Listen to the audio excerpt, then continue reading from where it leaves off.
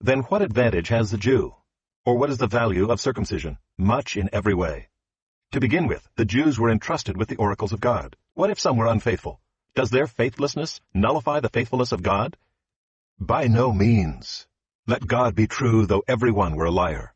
As it is written, that you may be justified in your words, and prevail when you are judged. But if our unrighteousness serves to show the righteousness of God, what shall we say? That God is unrighteous to inflict wrath on us? I speak in a human way. By no means. For then how could God judge the world? But if through my lie God's truth abounds to his glory, why am I still being condemned as a sinner? And why not do evil that good may come, as some people slanderously charge us with saying? Their condemnation is just. What then? Are we Jews any better off? No, not at all, for we have already charged that all, both Jews and Greeks, are under sin, as it is written. None is righteous, no, not one. No one understands. No one seeks for God. All have turned aside. Together they have become worthless. No one does good, not even one. Their throat is an open grave. They use their tongues to deceive. The venom of asps is under their lips. Their mouth is full of curses and bitterness. Their feet are swift to shed blood. In their paths are ruin and misery, and the way of peace they have not known.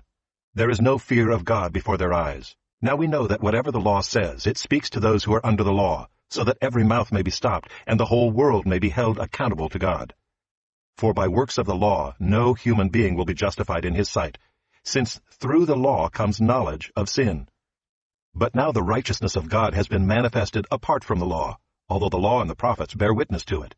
The righteousness of God through faith in Jesus Christ for all who believe. For there is no distinction.